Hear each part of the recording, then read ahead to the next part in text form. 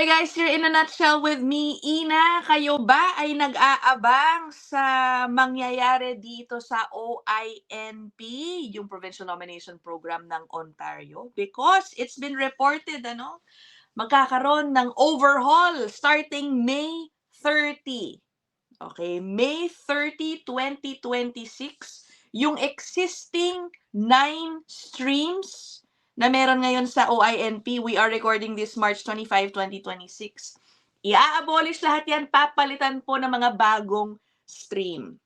At this point, hindi pa po sinasabi ng OINP kung ano itong mga specific streams na ito. But I'm sure many of you na nakaantabay dito sa OINP, may pending applications o nag-aabang pa kayong mag-draw, meron kayong mga tanong na anong mangyayari? Magkaka-draw pa ba? Anong mangyayari sa aking pending application? Yan ang sasagutin natin kasama, of course, ang ating suki din. It's been a while. Dayanara in Puerto Vallarta. Hello, Dayanara. Hello po. Hi, everyone. Dayanara's email will be down there crawling throughout our episode if you wanna ask her anything else or book a consult. Thank Okay. you po. So eto May 30, meron pa namang mga 2 buwan. Yes I po. know meron kang mga clients na nasa OINP, no? Are they worried? Have they been asking, so what's gonna happen? Ano ba 'to, on pause ba muna? Anong mangyayari sa may mga unahin natin, may pending applications? Opo. Ang So, concern nila, sorry Dayanara, ang concern ng marami, ibabalik ba yung application ko? Gano'n. well, that can certainly happen. It's not Ay, it's not something I would like say na, "Oh no, hindi yan mangyayari." Parang mhm, I'm not in a position to say, miss, na, hindi nila gagawin yun." Puwede nilang gawin yun. But mhm. honestly, in general, unless meron silang suspicion of fraud or like rampant fraud issue na gaya nung nagkaroon sila noon sa OINP skilled trade stream, I don't think they're going to do that. Parang like give out, parang return all applications. Ngayon, yung pong may mga kasalukuyang application gaya nung mga nakapag-submit na ng nomination applications nila during the past draws, like the last time na nag-invite ang OINP was March 18. Today, meron po silang invitation today. Oh, So yung mga yon na meron na nagkaroon na ng ITA, I believe their applications will continuously be processed, okay? And mhm. if mabigyan sila ng nomination, papasok pa rin po sila doon sa allocation na meron ang Ontario, which I believe is 14,119 ang Oh, allocation po na puwedeng ibigay ng Ontario, ang allocation ng Ontario, yun ang mga nominations na puwede po nilang ibigay in 2026. okay. So you think until May 30, ongoing pa rin, magkakaroon pa rin naman siguro ng mga draws? Baka iniisip kasi nung iba, so ano ba 'to, hihintayin na lang natin, wala munang movement sa OINP? Hindi naman. No, I don't think so. I think they would do draws continuously from today until they officially say stop kasi we're going to pause everything now for the for the revamping kumbaga of the Oh. system. Apo. Correct, no? Guys, no, if you wanna take a look for yourselves dito sa update sa OINP, you can access this website, no? I-Google nyo lang OINP 2026 updates, Yes. makikita nyo yan. Apo. Okay? Puntahan natin yung March 16. Ito kasi yung inanunsyo, no? And I actually had a short episode Apo. about this as soon as it came out. Yung sinasabi mo, Dayanara, na kung magbabalik ng applications, hopefully nga kung meron lang fraud, I Yes. can't help but worry na baka gamitin nila itong part na bago, no? Sabi kasi Apo. dito sa update, sa kabilang sa mga reforms na gagawin sa OINP ay, okay, bibigyan ng kapangyarihan yung OINP director, okay, na magpadala ng refusal or cancellation notices by email, okay, or in person, by mail, tapos hindi na raw kailangan ng proof of Okay. receipt. Mhm. Okay?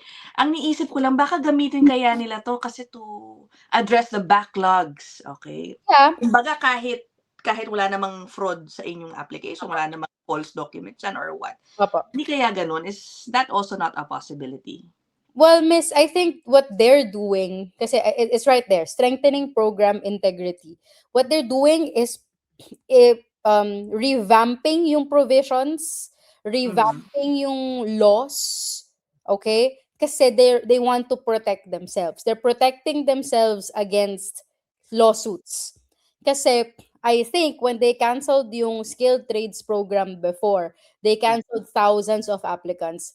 A lot of those applicants will be consulting lawyers for potential class action suits. Pag sinabi pong class action suits, may isang class, may grupo ng mga aplikante na nasa loob ng isang class, isang category, na pwedeng sabay-sabay na magkaso sa isang tao, sa isang organization, ganyan. So, I think by saying this and by putting this in writing, they're saying na we are empowering the OINP director na pwede na siyang mag-send ng cancellation refusals by email, mail, or in person, and hindi na sila required to present proof of receipt. Kasi siguro, baka may ongoing na kaso or baka may kaso na isampa sa kanila in the future na wala naman sa batas nyo na wala namang sinabi sa batas nyo na hindi nyo na kailangan ng proof of receipt. Right. Okay. So it's your word against that's working against you. Parang Right. kayo yung gumawa ng batas, and any misinterpretation or failure of interpretation sa isang batas na ikaw ang gumawa, ikaw ang may kasalanan.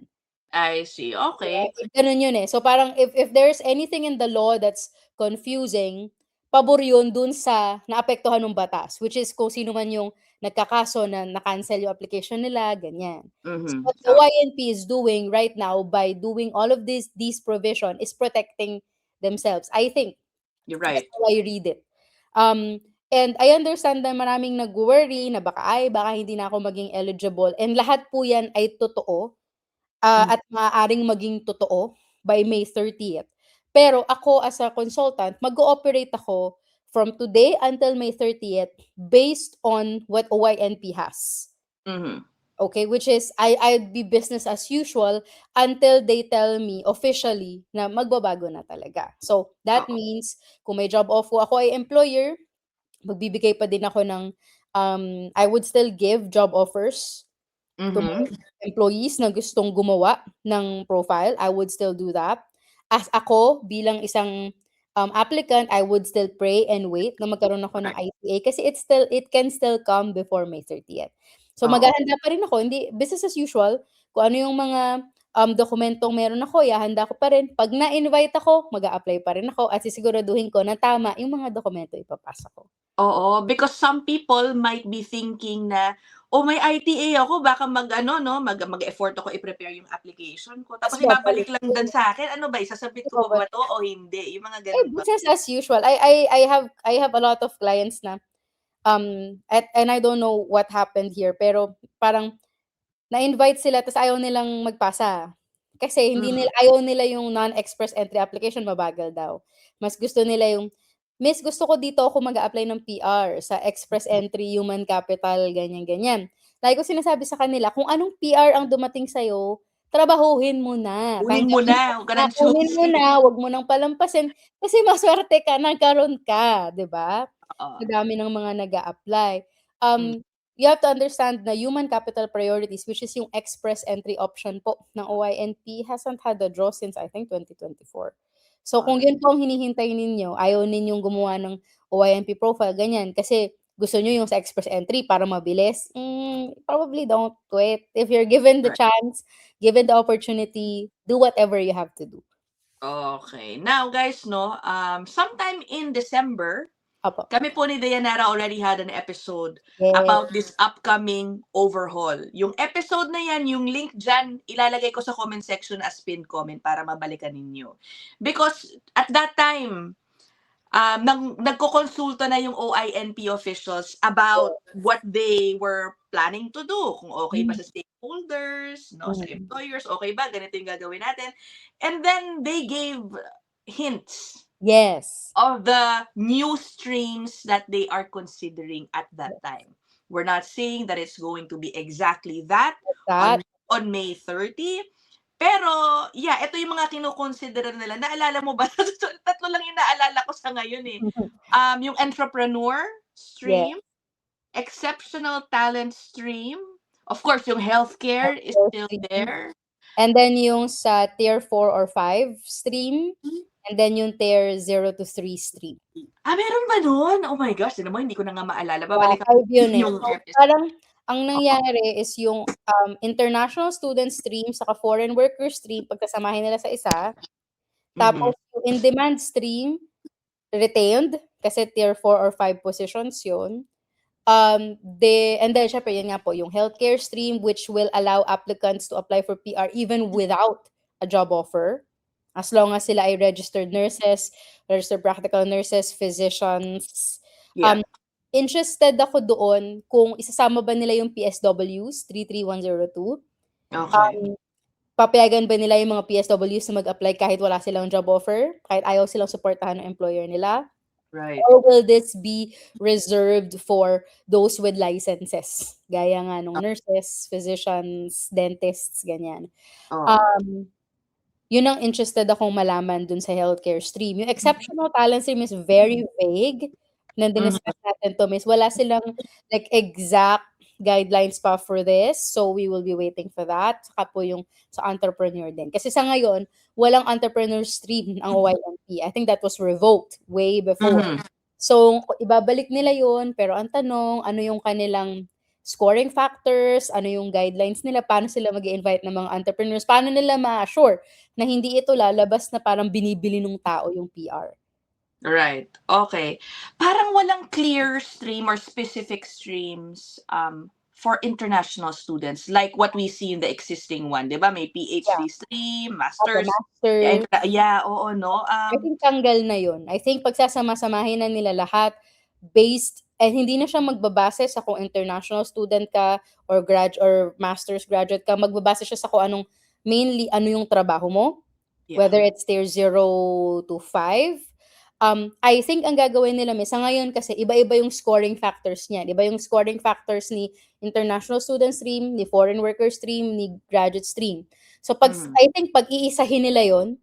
Tapos magkakaroon ka ng additional point kapag graduate ka ng Ontario, additional point kapag masters ang tinapos mo, additional point kapag may PhD ka, additional point kapag dalawa yung inaral mong program as opposed to isa, may additional point kapag nasa Northern Ontario ka versus kung nasa Toronto ka. Ganun po yun. Right. Okay. Again, guys, no, aabangan natin sa May 30 yan. Or siguro naman mag-update sila, no, before May 30 kung ano yung mangyayari. And as soon as these come out, pag alam na natin yung final, ipilitin natin si Dayanara to discuss that also with us. Oh. If anything that is going to, I think, remain the same, is that it will continue to be employer-driven also. Of course. Kasi merong parang amendment dun sa regulations na nilabas na malaki pa rin ang role ng employer na kailangan may sinasabi na mag-register with the director, yung employer, yung ganyan. And what do you see happening there? Yeah, that's actually the part, miss, that I'm quite confused. Like, kasi kung titingnan po natin, let me just give you a little bit of an overview kung paano yung proseso ng OYNP sa ngayon.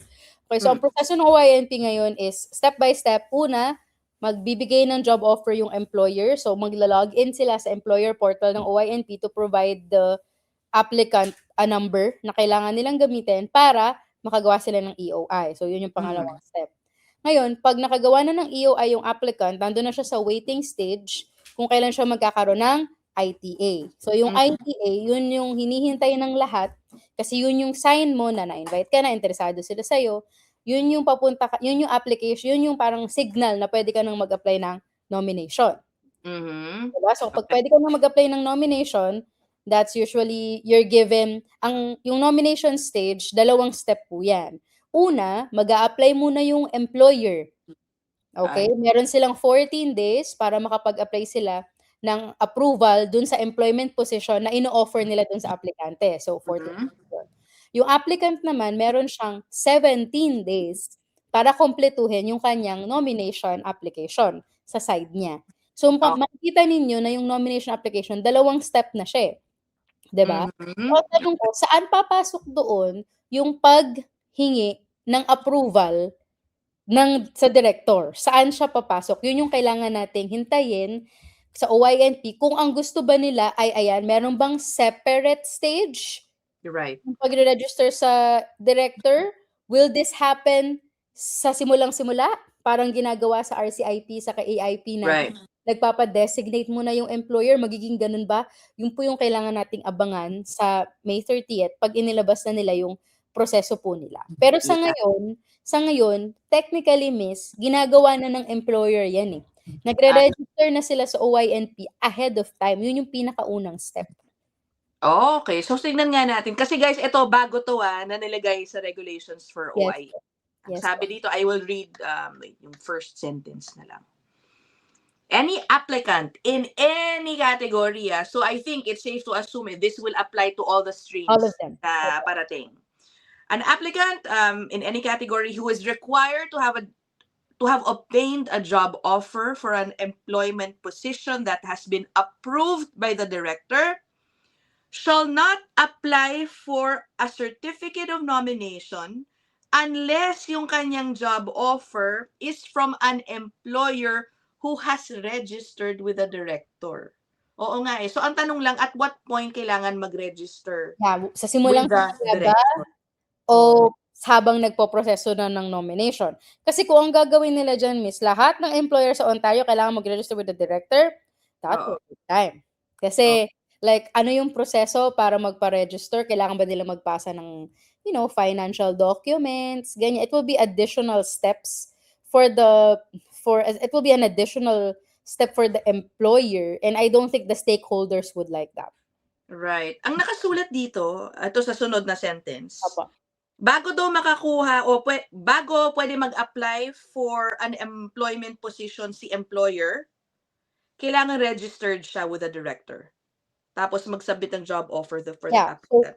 Ganun na ba yun ngayon? ngayon po, wala namang official step for registration with the director. Oh, okay. Walang official step. So, kung I kung see, okay. titingnan natin yung clause na yan miss, before applying for an approval of an employment position, ibig sabihin mangyayari lang yun 'pag na-invite na yung tao. Kung yang Okay. clause na yan ang susundin natin. Kasi yung approval of an employment position, ginagawa po yan 'pag nagkaroon na ng ITA yung applicant. Right, okay. So, that's Oo, good. Kasi ibig sabihin kung sino lang yung may empleyado na na-invite, sila lang yung gagawa nun. Hindi lahat ng employer sa Ontario, which is good. right, okay. O sige, yun lang naman guys. Ako inaabangan ko at sana hindi mangyari 'no. Sana tuloy-tuloy lang yung meron ng pending applications. Their files hopefully will Mhm. be processed according to the rules at the time they were submitted. Yes, If yes. if Hopefully merong wala ng oo. skilled trade stream repeat, hopefully. Oo, kaya nga eh. If anything, ang sigurong medyo maapektuhan dito, Dayanara, yung mga naghihintay pa rin ma-draw because this could mean Yes, that they would have to find a stream na hopefully meron din for them doon sa yes. mga bago, 'no? Kasi ang daming 'di ba hindi pa nado-draw ta's ito na naman se-set up na ako ng bagong profile, yung mga ganyan. I understand. That's certainly a possibility and you should be prepared to do that if that happens. Aha, Employers should be kumbaga ready for it should that happen. Pero at the end of the day, ako as an immigration consultant, lagi ko sinasabi sa clients ko, gano'n talaga. Tayo ay umaasa sa isang certain system and karapatan nung province na eto ay nasa batas, karapatan nung province na mag-adjust sa kung paano nila gustong mag-adjust para protektahan ang sarili nila. Ang lagi right. kong sinasabi sa clients ko, Ontario pa rin ang may pinakamaraming allocation, Ontario pa rin ang isa sa province na may pinakamaayos na sistema sa nakikita ko. If you can see how BC does it, it's really brutal. It's Mhm, really brutal how British Columbia does it and, um, mas mahirap yung system nila kaysa sa OINP. Kasi kaya OINP is my favorite. Um, mm. and then yung Alberta gano'n din. Ang Alberta naman napakamasikreto, hindi yan nagsasabi ng occupations na ini-invite nila minsan o kung ano Uh-huh, yung medyo secretive sila in a way. But Ontario is very forthcoming, meron silang page kung saan nakalagay kung sino yung mga in-invite nila, anong lugar, anong occupation. Kung meron akong kumbaga worried ako is yung mga nasa in-demand stream, yung mga tier 4 or 5 positions, dun ako mhm. medyo kabado kasi may listahan yun, eh. Pag tinignan niyo po sa website, nakalista yung mga occupation doon na ini-invite nila. So marami yun. About 30 to 40 occupations. My question is, pag nilabas nila yung bagong stream for Tier 4 or 5, will that include the same list? Right. Will that be now open to all Tier 4 or 5 positions? Oo. So doon ako medyo medyo worried ako sa mga clients ko na and I do have, people close to me who are waiting for invitations in that particular stream. Bottom line is, kung meron kayong profile, continue praying. May invitations po na kasalukuyan pa ring dumarating. Actually, may draw today. Yeah. Oo. So, merong draw today. So, ibig sabihin tuloy-tuloy pa rin silang magdo-draw. And kung kayo po ay magdo-draw before the official date, which is May 30th, tuloy lang. Right. Oo. Business Hindi naman siguro sila magdo-draw for nothing, 'di ba? Gano'n na lang ngayon, Yeah. oo. They will not invite you and then break your For heart a few weeks, for oo. no absolute reason other than they feel like it. Again, the system is not evil. Mhm. We tend to think like that Is it sometimes. not?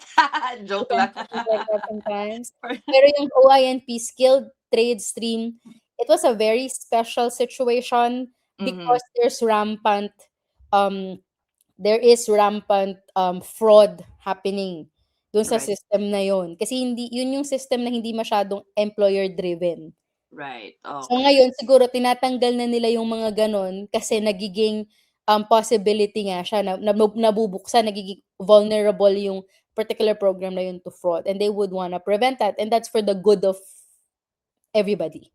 Okay. Oh, again guys ha, yung earlier discussion namin ni Dayanara of what could happen, kung ano Happen. yung kinukonsidera ng OINP when they were planning this overhaul. Yung episode dyan, I will put it at the comment section. Yung link, panoorin nyo na lang. Tignan natin if ganun pa din, okay, ang mangyayari sa May 30. Well, Eto na lang po miss, we have to be very careful, okay? Kasi I do have applicants na nakapag-submit na kami ng nomination ta's biglang nalaman nung employer na, "Ay hindi pala kami puwedeng magbigay ng full-time job." ay, Hindi okay. namin puwedeng ituloy. So, kasalukuyan na yung nomination application, mawi-withdraw pa. So, ang advice ko po sa clients is you have to make sure na bago kayo gumawa ng EOI, alam ninyo kung ano yung mga nilalagay ninyo sa EOI ninyo. Yeah. 1. Number 2, alam ninyo na meron kayong maipe-present na evidence for everything you declared. Number 3, malinaw ang usapan ninyo with an employer na puwede nila kayong bigyan ng full-time and permanent position. Mhm. Eligible sila, sapat yung kinikita nila, puwede silang mag-nominate ng ilang tao. Make sure na aware sila sa kung ano yung pinapasok nila as employer at malinaw po ang usapan ninyo about this. Okay? Right. Again, when in doubt, consult experts, immigration Mhm. consultants and lawyers that you trust and legit po. Okay? Yan, oo. Ay naku, pero minsan ngayon kahit legit, kahit may lisensya 'no, kung ano-ano din ang binibigay na advice, Totoo. paminsan-minsan. Totoo Totoo kapag yan, alam niyo oo. na kapag ino-offeran kayo ng TR to PR, 'wag Wala naman pa, po. oo. Kasi may mga ganyan, Miss, Diyos ko naawa ako. Miss, kinuha na kami, 1,000 daw babayaran namin. Sabi ko, "Paano? Anong Oo nga anong ano, qualified gagawin ka ba? Pasok ka ba? Hindi mo nga Bayad alam, na eh. po kayo agad." No, make Oo. sure na, may gabay ng Panginoon ang Oo. ang inyo The pong reality is, it's really hard to tell 'no, kung sino ang puwede mong pagkatiwalaan sa mga panahon ngayon. Ay naku. when Anyway, oo, maging mapanuri. Oo. ako naman sa ganyan, Miss, if it's too good to be true, then it's probably not true. Correct, ako din, naniniwala ako diyan. Okey, o sige, again, if meron kang ibang tanong kay Dayanara, you can email her there dun sa kanyang email. Anytime. We will end this episode here. Thanks guys, bye! Bye.